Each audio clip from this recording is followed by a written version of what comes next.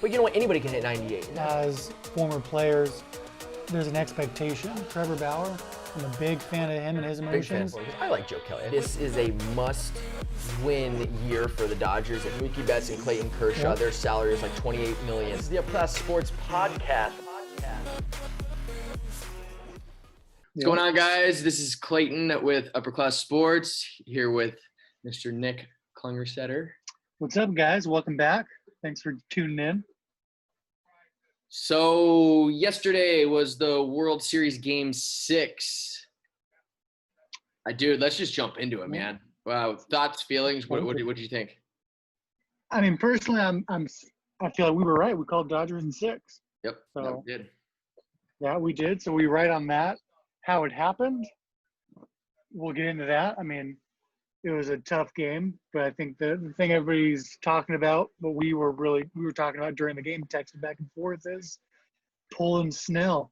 Less than 80 pitches, carving guys up all game. What do you think? What are your thoughts on that?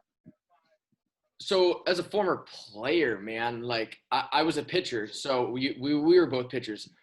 I never wanted to be taken out of a game. Ever. I didn't even care if I was getting lit. I just didn't want to come out because that's the competitor in me.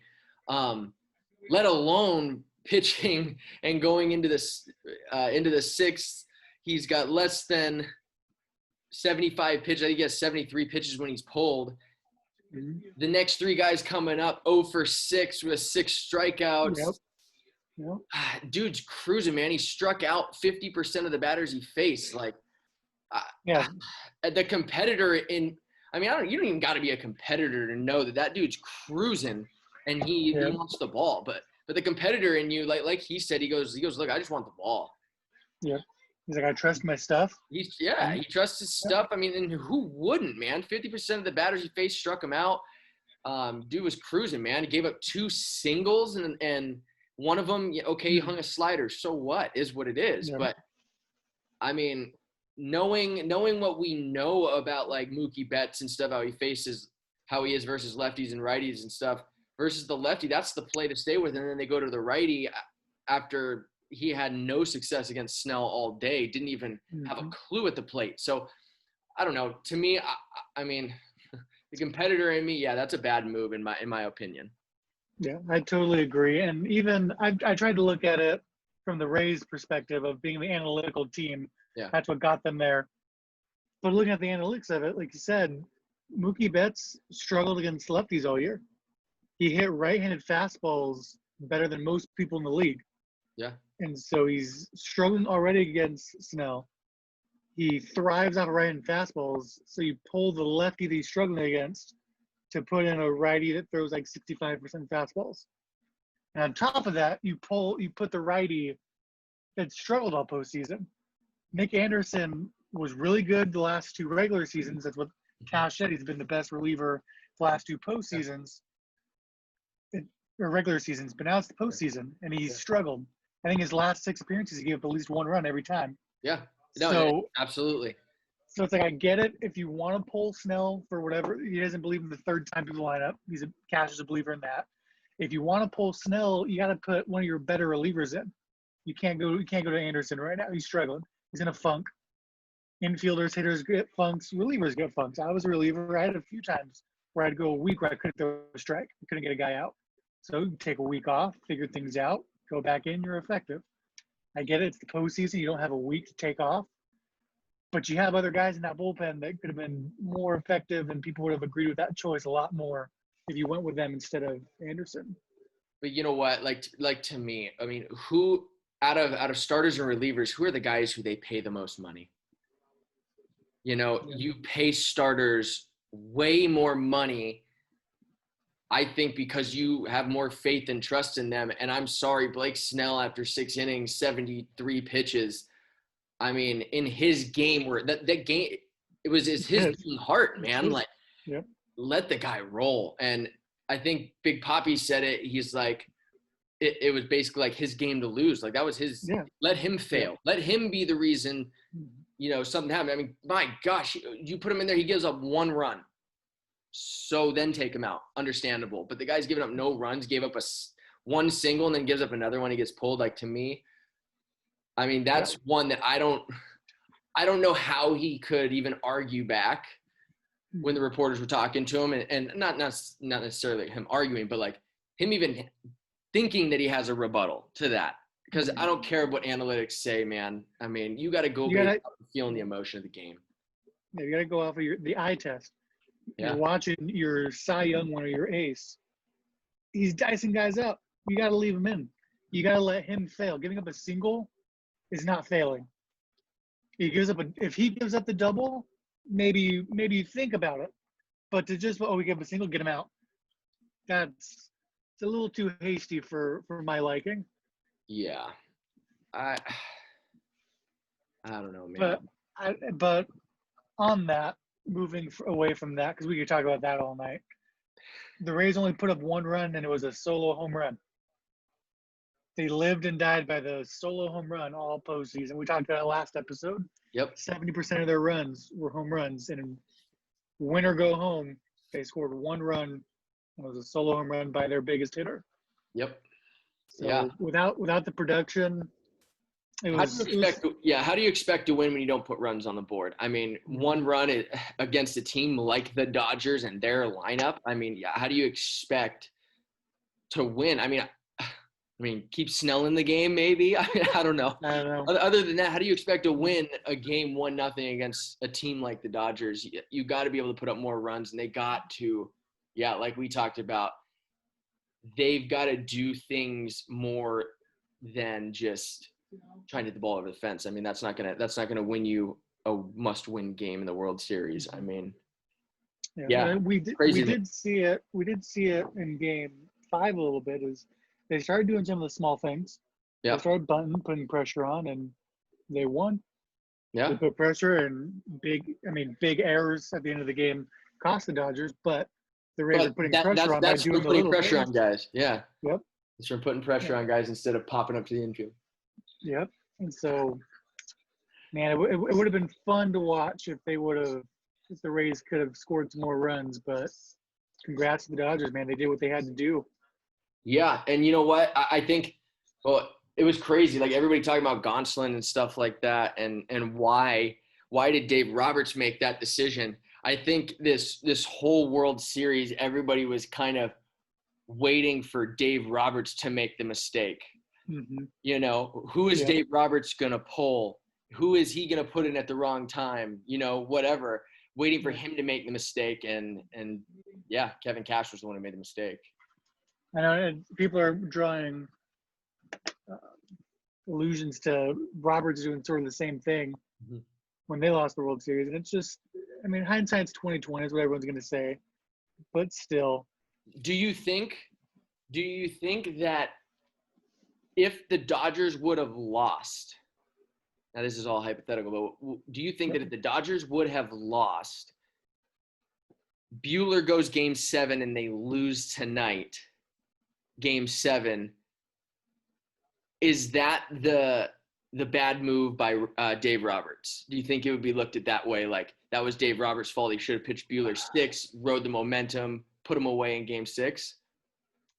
We talked about that a little bit. I talked to one of my buddies about it a little bit, and I'm conflicted now. I got swayed a little bit. I was gung-ho on Buehler should have gone Game 6 just to put your best guy out there, end it. But I could see the thinking a little bit of get him an extra day's rest. You're going up against Snell. You're going to try and beat Snell. Obviously, you're not just going to forfeit the game. Yeah. But they like their chances of having Buehler with an extra day of rest against Morton versus Buehler on shorter rest against Snell. Yeah. So I feel like I'd be okay with that move now because they won. But had they lost, I don't know. I feel like there'd be some second guessing. But I can see the reasoning for it here. As with the Snell move, I can't really see the reasoning for it. But the Buehler move, I could see. It's good. You know, every World Series seems to have its moment, you know. Mm-hmm. And unfortunately, I mean, really thinking about this World Series, what other big moment was there that was like, wow, that was a highlight? Like everything else kind of went the way that it was expected to go. There was nothing really surprising up until the Kevin Cash pulling Snell move. Like that's just about, in my opinion, the only thing that really happened. Yeah, I think the most surprising thing was that the Dodgers didn't sweep because everyone kind of expected the Dodgers to come Yeah. in and bulldoze their way over the Rays. And the Rays stuck it out, man. They pushed it as far as they could with the way their offense performs. Yeah. But I mean, you got to look at the Rays too. I mean, they weren't really a pushover. Like I No. never. I mean, I think that's right why we said Dodgers in 6 because we knew it wasn't going to be a sweep. Like, I just, yeah, I saw the Rays putting up a fight like they did. I mean, Yeah, it was a but dogfight, you know. yeah, the talks I heard were just people thinking, well, the Rays put up a bunch of solo home runs. Yeah. The Dodgers don't give up a whole lot of home runs. If the Rays can't score, the Dodgers are going to bulldoze them in 4 because Yeah. the Dodgers are going to score. As we saw, the Dodgers score regardless of who's up there. So it was nice to see a longer series because sweeps are exciting, but then baseball ends sooner. Yeah. So it was nice to get a little bit longer postseason. Yeah. No, I agree. What was your one thing that the Dodgers did that is the reason why they won the World Series? What do you think that is? What is one I think thing? the most obvious one is the 2-out scoring. Yeah. They scored almost all of their runs with 2 outs, man. They didn't give up. They Yeah. said we got 2 outs, so well we can still score. We're not calling it an inning. We're gonna keep pushing. We're gonna try and push some runs across, and they scored a ton of runs with 2 outs. Yeah. I mean that's huge, man. When you have that kind of production with 2 outs, that puts so much pressure on the other team that, you know, with 2 outs, you're not going to go down easy. I mean, that's crazy. I think that's absolutely what I would have said is the reason they won. I mean, take away those 2 out runs and they don't even probably make it to the World Series. Yep. Let alone win it. Yep. And the other one is just the production 1 through 9 plus all the subs. I don't think any of their guys really struggled. Yeah. All the guys produced when they needed to. They got timely hitting. Well, it's crazy. We talked about we talked about the Dodgers lineup and said that, you know, 1 through 9 they could put the ball over the wall. You know, we talked about that in our last episode, and I mean it's crazy. 1 through 9, literally every single one of them had a home run. So yeah, that's pretty crazy. And I mean, when you got, you know, the back half of your lineup producing, I mean that's just huge, and that's something the Rays can't say. Yep. I mean, the sad stat of the World Series is Zunino, the catcher, went 1 for 16. Yeah. It's a rough series. I know he's there more as a defensive catcher. The guys like throwing to him. He's there to maybe pop a couple home runs, but 0 for 16 or 1 for 16 feels bad. That feels really bad. That feels really bad. So yeah, I think that'd be the thing for the Rays. On the flip side, what the Rays could have done better is they needed more timely hitting. They need to do the small ball things right instead of relying on the home runs. Yeah. Yeah. But, Interesting World Series for sure. It was very entertaining. It was one of those watching that World Series, you can't be somebody who says baseball's boring. That's for sure. That is for sure. I mean, there was so much excitement, so many things that happened. I mean, yeah, it really wasn't just one team dominating the other. So that was great. I don't think anybody put up double-digit run. Yeah, nobody put up double-digit runs in the World Series. Sometimes you get those games, you'll see a World Series game 16-4 or whatever, and it's just one team blows out another and one. Didn't really have any. Yeah. And the other thing I liked was I didn't like COVID, but with fewer stands, you had to hear the players talking more and see their interactions a little bit more. Yeah. And there were some hot mics, a few F-bombs caught on tape, which you're playing a sport, it's going to happen. But it was nice to be able to almost feel closer to the field. Yeah. Because you could hear and feel the players' emotions a lot more this way. So I think next season, if COVID's finally gone and they're back to normal, it'd be nice to incorporate that a little bit more to be able to hear and feel the players a little bit more, because that definitely made the postseason feel more enjoyable for sure. Because my team wasn't in the postseason, but I still enjoyed the heck out of it because I could feel the players' energy the whole time. Yeah. And game 6, I mean, I don't know if you noticed, but it sounded like Joe Buck's mic was turned way down and the crowd noise was like almost overwhelming what he was saying, so you couldn't really hear what he was saying. So that was a good thing I'm too. all about that. Yeah. We could, if you could put a mute on Joe Buck's mic. I think everyone would enjoy it. I think that'd be my third favorite thing from the World Series was that picture of that family that held their sign up that they bought tickets and drove 8 hours to watch the World Series just so they didn't have to hear Joe Buck. Yeah, that was funny. That was It really was good. It was good, and I know they're probably not going to do the postseason the same way next year yeah. with all the teams in it. But it was kind of nice having a longer postseason with all the extra games with a series instead of just a one-game wild card. Yeah. Having the series wild card was nice. I like that. I like that series wild card because baseball is that sport where any team can beat any team on any given day. And it's like to have a series and, I mean, a team show up on game one and just not have it, but then they could potentially come back and win 2 in a row and then go on a run. You know, I like the format this year. I mean, yeah, I wonder if they'll stick with that or if they'll move away from it. I think they could use a little cleanup because we had the Astros and another were below 500. Having below 500 teams in the playoffs feels a little bad, feels a little wrong. Yeah. So if they can clean that up to work it somehow to where you have that, but you can't have teams less than 500 in the postseason. That doesn't really feel right. Yeah. So on that, like, what were some rules? I mean, there was a couple rules that they implemented this year. Now that the season's over, we can kind of talk about it. Some of the rules that they implemented this year that you would like to see not come back next year. I don't know, man. I kind of honestly, I enjoyed this season a lot. I know I'll probably get some flack for this, but I liked the universal DH. Did you? I liked all the teams having a DH because I think it's with the way baseball is going. I think it's better because instead of having a pitcher go up there that might hit a home run like Bartolo Colon, everyone's excited. You get another guy that's actually going to hit home runs and put people in the seats because they can watch their guy hit home runs. Yeah, but there goes bunting. True. we talked about that last game. There goes all the bunting, and you know what? It's like, bunting, yeah. I don't mind. Honestly, I don't mind the DH or the National League not having a DH. I enjoy it. I think it makes it more fun. I think it makes it. Now I don't know if that means there's an advantage in like the World Series for the National League team. I don't know. I don't really know if that makes a difference.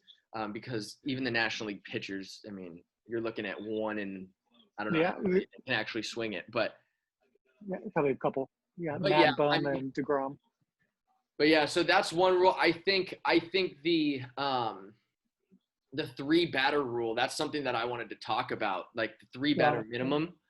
Yeah. What do you think about that? I think it just I get that it speeds up the game. I get it. Not doing pitching changes. But there goes the lefty specialist, you know, and that's something that's always been a part of the game. It's like you bring in the lefty to face the lefty. Yeah, you just took away some jobs there. You took away some jobs. You took away some strategy. I mean. I think it's weird with how analytical the game's getting to remove one of the most analytical parts of baseball. Absolutely. Sorry, go ahead. Even before like sabermetrics was a thing, it was always like, yeah. Well, we had this one lefty that's good against lefties, so we're just gonna use this one lefty for the one lefty and call it that.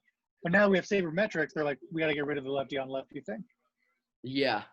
And I mean, I think, yeah, I just think that strategy goes out the window, and I personally don't like it, but I don't know. I think that it's something that they won't bring back. Shoot, I don't even know, man. It's hard. I don't think they should bring it back because I like lefty specialists. Yeah, I think it adds that level of strategy, and I mean, it slows the game down a few minutes. Guys got to run in, warm up, face a hitter. You're adding 5-10 minutes to the game. Yeah. Once a game, maybe, because you don't have like 7 lefty specialists. You usually have one that comes in for one specific time, if that, and that's it. So I think they should change that. And especially you're hurting a team. If a dude comes in and clearly doesn't have it, you're going to make the guy walk 3 guys. You're going to make the guy give 3 hits. If Yeah. the guy comes in and can't throw a strike, get him out. Otherwise, you're hurting the team. You're penalizing the team because one guy is having a bad day. Well, and I think then for the playoffs, like rosters will change big time. I mean, I already know. I mean, the Astros, the Rays, they only brought what I think it was 11 pitchers to the playoffs. Yeah, they 11 dropped pitchers down. to the series. I think it was they had 13 or 14, and then in the World Series they dropped down to bring in Brett Phillips to have an extra defensive player, which worked out because Brett Phillips won them Game 5. Of course. But really, having that few of pitchers. Because they figure that now it's not, okay, one guy's going to come in for 1 batter. You know what I mean? And burn a guy type of thing. It's like, okay, these guys got to come in for 3 at the minimum, unless they come in at the tail end of an inning and then you make the pitching change. But, yeah, a lot of changes happening. The runner on second, extra innings. What did you think about that rule? I didn't like it because I'm not in Little League. I didn't like it. I thought Major League Baseball, you should let the guys score, but I can see why they might keep it because it did speed the game up, and that's what they're kind of been pushing towards the last few years is speed the game up. And I think if they keep it, we might start seeing bunting more because teams will be like, all right, it's a set thing. It's always going to be like this. Let's incorporate a strategy for that. So I don't personally like it because they're dudes paid millions of dollars to play baseball. They should be able to score without giving them a runner on second. But if they keep it, I'll be okay with it if teams utilize it and have strategy about it the right way. Yeah, I think you said What do you think? I think you said it like with the strategy and stuff like that. I mean, it's like I said, like we talked about last week, the game is changing. Actually, the game has already changed. That, you know, I don't think there'll ever be that strategy where guys are laying down bunts and stuff like that, unless unless you're in the National League and you got a pitcher up there. But then again, I don't think in extra innings they're gonna have a pitcher go to bat. But yeah, I don't know if that's something that they continue with. I mean, I think yeah, it sped up the game, but these questions that if you could add a rule for next season, what rule would you add? Honestly, like I don't want to add anything. Like that's the thing. Like I would like to take away some of the rules that they've already added. Like one of the rules that when they first implemented it really frustrated me, but I get why they did it, is the replay. Umpires are a part of the game, and then there's that human side to umpires, and that's why I am so scared for the day when they go with a robotic umpire, because it's going to happen. You know it is eventually, but it's like that human side of the game, the human errors that these umpires make. I mean, some of those calls, even yesterday, the guy called a strike literally a ball and a half off the plate.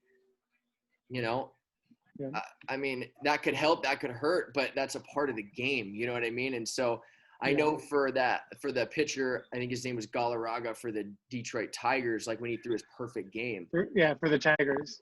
I know he was wishing that they had replay back then for something like that. But then again, it's like. And I think that was one of the reasons why they wanted to go to the replays for plays like that. And the home not run what and it's stuff getting like used. that. But not what it's getting used for now. Of he slid into second, and when he popped up, he came off for half a second, and we tagged him. And I think the team started realizing it could get real ticky-tacky with replay instead of what it was really for. It was for the Galarragas and the perfect games that get ruined because of it. It's for the home runs. It wasn't a home run. Yeah. But teams saw it's a tool we can use to get some easy outs on people. Yeah, and we soon found out what the technology does, because in 2017, the Astros. You know. So what about you? What's a rule that you would implement if you could? If you would at all. I had to get rid of the opener. No, I don't like the opener. You have a starter for a reason. If you don't trust your starter to start the game, don't make him your starter. Yeah. You put a guy. I think I don't like it.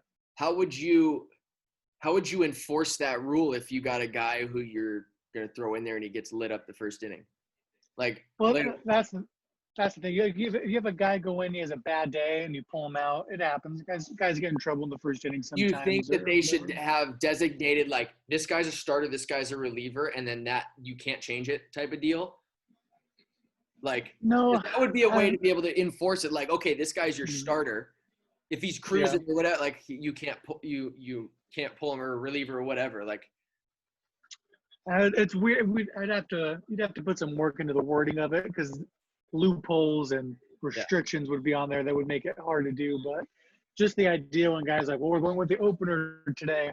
We're gonna start Jansen, and then Kershaw's gonna come in the second inning and pitch the rest of the game. It's like, well, Jansen's a closer, Kershaw's a starter. So it's like once guys are established, you can be like, well, I don't want that's it's weird. It's hard to formulate it how so you I've would never break it down. understood. I have never understood the opener. It doesn't make any sense to me. Do you have any insight for me to make me possibly I just understand the way why that scenario would even happen, where Jansen would open and Kershaw would come in second inning and It's like the way I've understood it, the way I've seen teams do it is they use one of your good relievers, not your best, but one of your like middle of the pack relievers to come in and get the top of the lineup out, not like a relief appearance or coming in, the reliever gets the job done that he would have done later in the game. Now, so that your starter comes in facing the middle of the lineup instead of the top of the lineup, yeah. just a way to like steal an inning that a reliever would have taken later in the game. That's They're where, just stealing an dude, inning I would be early. so frustrated as a player going, they don't have faith in me to do this. Yeah, Like, they don't have a that's faith the way in me I to see it. start. Like, what? That's how I see it. It's like I'm sure guys, they're professionals. They can work the routine around it. But it's like if I'm a starter, I'm the starter. I'm coming in to start the game, and I'm pitching as long as I can until you pull me out. I don't Yeah. want a guy to come in to try and get a couple outs before me. I want to come in and start my game, and then you can bring people in after me to do what you got to do. I don't know if And you remember in college, one of our teammates, he struggled in the first inning. He always struggled in the first inning. I think it was your sophomore year, it was my junior year, my first year there. I'm not gonna say his name, but he always struggled in the first inning. So they warmed him up like 20 minutes earlier than they normally would have started warming up to get him through the first inning. the first inning in the bullpen. Yeah, and he did the first inning in the bullpen where he threw an extra 20 pitches in the bullpen, took his rest, and then went out like he got an inning break type of thing to then go start. And he was going out. And that's a creative part of baseball where you find ways to work around it with your guy instead of let's just have someone else come do 3 outs real quick and then we'll put our starter in.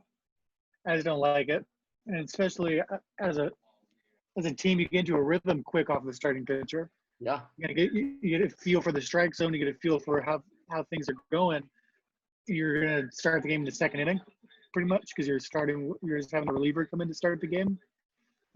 I don't like it. I would change it to make it some kind of wording where you can't use an opener. Let your starter be the starter. Let him do his job. let the reliever be the reliever. Yeah, Exactly. No, I agree with that. I just like the shift. I think we're gonna start seeing more of that kind of stuff. Those kind of weird. I don't think weird things that you would never really see in baseball, and I think it's gonna end up being because of analytics. Yeah, I think they've been talking about it a lot with the Snell thing. Going back to him a little bit, is the analytics kind of killed the Astros a little bit this year, kind of bit him in the butt. But that analytics aren't going away, and I'm a big A-Rod guy. And the same interview with Poppy, A-Rod talked about as soon as he saw Snell get pulled, he kind of stopped watching the World Series because analytics are ruining baseball. And I wouldn't say they're ruining baseball. I think they're changing baseball. I think teams that rely too much on the analytics will ruin baseball. Yeah. As we saw with the Rays, they relied a little too much on the analytics instead of the eye test, the feel for the game, and it cost them the World Series. Yeah. Well, so something that I noticed with like analytics and stuff like that, I was paying a lot more attention. So remember when you and I played, where did they always tell us to pitch the ball? Mm. Where did they always tell us to pitch in the zone? Like, what part of the zone did they always tell us to throw to? We wanted to live down, man. Down. All the Down time. was Down, good. down, down, down, down. I think that was beaten in my head. High school, I didn't really pitch much in high school, but in college, it was like down, down, down. And it's so funny to see where the analytics have then now taken over. They started doing the launch angle and stuff like that, because how do you Mhm. beat a pitch down? Well, you got the launch angle. And so now how do you beat the launch angle? So they're reinventing baseball. I think that's the cool part about baseball is there's going to be one thing. I mean, you can call it a fad, like launch angle or pitching down. And then when the guys figure out, oh, this is how you can hit that, or this is how you can beat that pitching, it's just going to constantly evolve and change. And I think that's something that analytics is going to continue to expose certain things. Because I mean, now in the World Series, gosh, you have no idea how many times I call it. It's like Snell's going to go up. Snell's going to go up. Pitching at that letter high, blowing fastballs by guys because they're trying to get some launch angle on it and hit it out of the park. And the Dodgers, I mean, against Snell, struggled against the pitch up. But yeah, I just find it very funny, and I think it's something that, and that's something that analytics is really gonna expose those fads, I guess you would say. Like eventually, guys are gonna learn how to hit that pitch up, and they're gonna change and evolve. That's what good baseball players do, is they evolve and they adapt with whatever the times are or whatever's going on. And so it was the launch angle thing, and now pitchers are starting to pitch more up in the zone to beat guys that eventually hitters are now going to then evolve and go to somewhere where now they're going to be able to beat that pitch up, and then it's going to have to be something else. Yeah, I think analytics are definitely going to help with adjusting and making those changes. And it's just part of the game at this point, and players are going to have to adjust to it. Coaches got to adjust to it. Fans have to adjust to it because baseball's changing. You can't say, well, back in my day, because baseball's not going to be how it was back in your day. Yeah. And that's just something people have to accept, is baseball's its own world, essentially. And the world's changing, growing every season. Do you think that before all these analytics, before all social media and the video production quality and the amount of video that they get on every guy from every different angle, like, do you think there's a reason why there is like an old school versus now a new school baseball, is because of that, because of the analytics and being able to adapt, I guess you'd say, faster? Because for a long time, like I said, it was pitch down, pitch down, pitch down. I mean, even when my dad was playing back in the day, it was pitch down, cheese at the knees. Like, it was all that kind of stuff versus don't let the ball get up above, the belt or whatever. And do you think that, I mean, that has to be because of the analytics, obviously. Yeah, it has to. And I think the prime example of that, I think this will be our first time talking about him, is Mike Trout. He hits like 900 on balls down.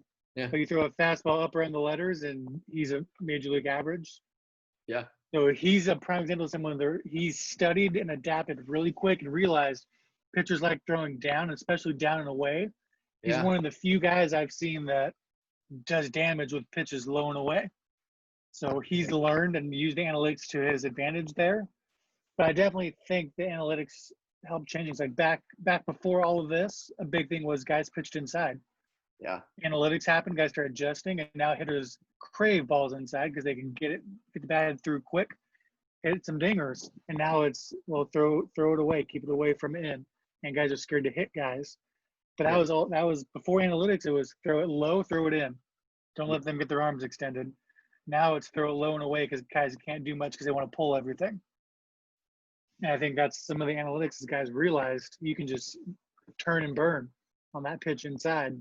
It's so crazy where baseball's gone, man. I mean, just sitting here thinking about all this, like, you said, bust them in because you don't want them to get extended. And now it's like, pitch them away. We don't care if they get extended. We just don't want them to turn on us, Yep, exactly. It's funny. It's funny how this game, it evolves and adapts. And that's something like, I mean, with the game of baseball, how much it you have to adapt and change and do certain things. Like you don't see very much of that. I mean, I guess in basketball, maybe you can compare it to the 3-pointer. They shoot a lot more threes now than they ever did. Yeah. I mean, maybe that's And something that's pretty comparable to baseball in terms of the way the sport is adapted. But in football, you have a lot more versatile running quarterbacks. See a lot more scrambles than you used to. So it just evolved. And then I know one part I'm going to hit you in your hot spot is defensively is the shift. You see a lot more shifts in baseball now. Yeah. I know you're not a big fan of the shift. I'm surprised you didn't put that as your thing you would change is get rid of the shift. I mean, I'm sorry. Like, again, here we are with analytics and numbers and the way it's completely changed the game. I mean, to see an outfield need 4 outfielders, like, I mean, that's a numbers thing, 100%. And I don't know. That takes away the human side of it. You know what I mean? It's like if you didn't have every single one of those come up on a spreadsheet and say, this guy hits this many fly balls or this guy, like you'd have to manually do it. And I mean, clearly they didn't do that back in the day because you didn't start seeing the shift until pretty recent. And dude, you have no idea how many times I see a pitcher make a great pitch. And so they do the shift. And this is what I never understood. They do the shift and then the pitcher throws away, low and away, low and away, low and away. And it's like the pitcher makes a good pitch and that hitter beats the shift. But if they were playing where they are normally supposed to be playing, it would have been an out. That kind of stuff frustrates me. Yeah. And the pitcher gets blamed for, well, why you got to pitch into the shift? Looks like they're throwing their game because they know if they're shifting on a guy, they like to pull the ball. Yeah. So the pitcher's going to go low and away because they're going to try and pull it anyways. And then, and obviously the numbers, like, they wouldn't continue to shift if it wasn't working. Yep. I guess I'm old school in that way that I don't know. I just don't. Every single time I see a shift or I see it happen, it seems to fail. So, moving the third baseman, taking a third baseman from his position or a second baseman and putting him out in right field to field the ground ball, throw it from a completely different angle. Now I understand they're professionals, but I mean, a guy like Altuve struggled, couldn't make the throw from the shift. So they then had to take the shortstop and now put him into the outfield and it's completely changed. It's like, how beneficial is the shift? Like, I mean, I don't know. It's obviously got to be good or else they wouldn't be doing it. But I don't know. I feel like their thinking is when it works, you're a genius. When it doesn't work, we'll get it next time because the numbers are still there. Yeah. And I don't know. I guess there's that saying, numbers don't lie. But then, numbers don't have feeling and emotion either, Yeah, I feel like baseball is that one where we talked about last week where baseball is the most selfish, individualistic sport, team sport. Baseball, the numbers don't lie, but they kind of trick you. They can trick you. They don't tell the whole story. And that's circle back to the Snell thing. Yeah. I mean, yeah. The numbers telling you, third time through the order, but it's like you got tricked, man. Like Mookie Betts looked stupid. You got a lefty with Seager. He hits righties better. Like it didn't. MVP of the World Series. Yep. Didn't make sense to then go righty. Yeah, to go with the righty, regardless of how great he was in the regular season. It's like what numbers, and like you said at the beginning, they bring in Anderson, who had given up a run in every single one of his outings. It's like, I get that he was a great regular season guy, but what about those numbers when you're looking at it? Like when you're looking at all the numbers, if you want to talk, we pulled Snell because of the numbers, and then you got those numbers right there. It's like, then why did you go to him? Yeah, they got to look at the small sample size. They're looking at the whole season instead of just in this small recent sample size, the dude struggled. They're going, overall, he's been really good. And that's what they did with Snell, though, too. That's what they did with Snell, too, is looked at it's third time through the order. Yeah, but you're talking regular season. You're talking – it's a little bit different versus a guy who's locked in. And that's where playoffs versus regular season completely different. I mean, just that feeling, that adrenaline rush, you have more in the tank in a World Series game, let alone a World Series elimination game. Like you have a little bit more when that guy is cruising. Yeah, it's tough for me to still. I mean, I know we kind of got away from that topic, but to bring it back, that's still something that's gonna make me always ask why. Like why? I don't care what answer he gives about numbers. Why? One positive I will say on the flip side of that is in the numbers, Jansen's the closer. Last night, Urias was untouchable. You leave Urias in, gets to save your World Series champ. Yeah. He's not your closer. Jansen's your closer.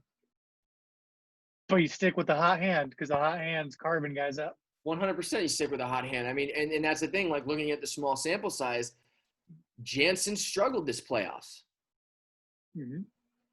Like it was a smart move. Like that made sense. That made sense. I don't understand.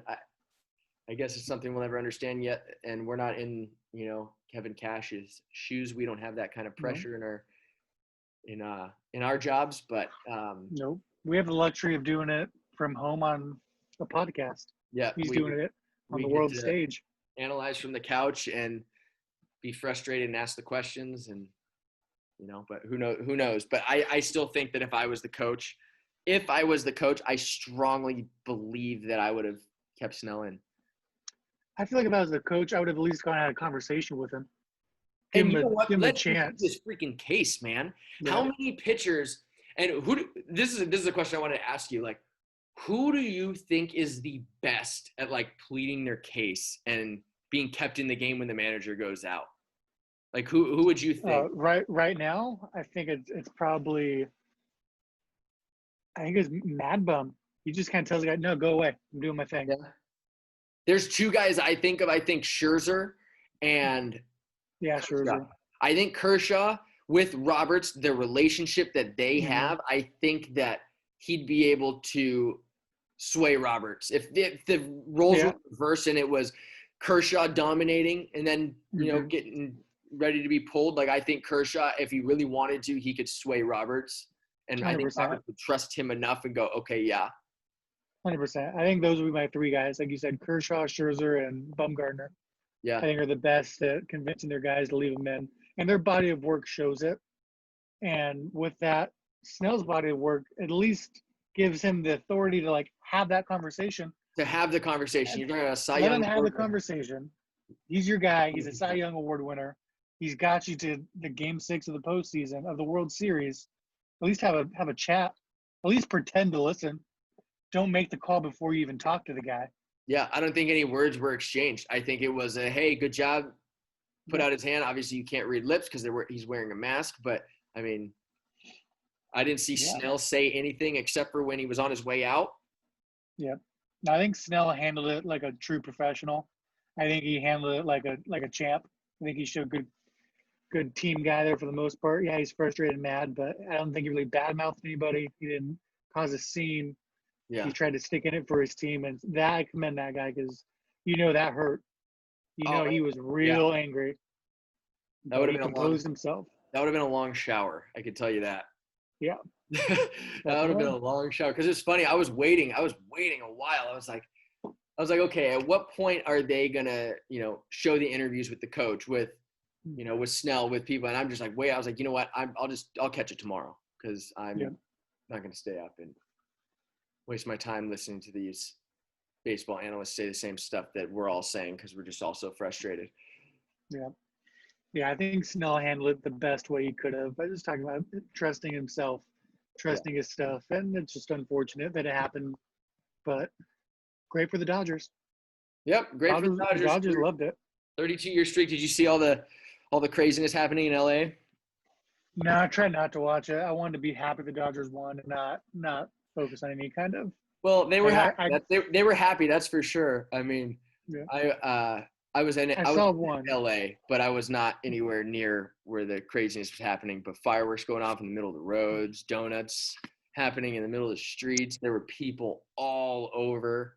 I mean, it's a great year great sports year for LA. Did The you guys Lakers hear, and the you guys hear Dodgers. any fireworks going off? No, man, I think with the fires going on right now, people are kind of Yeah. not going out too much. They're kind of waiting to see if they have to get evacuated where we're at. Yeah, where I was in LA, gosh, you could hear it was boom, boom, boom, boom, right when they got the final out. Yeah, it was pretty insane.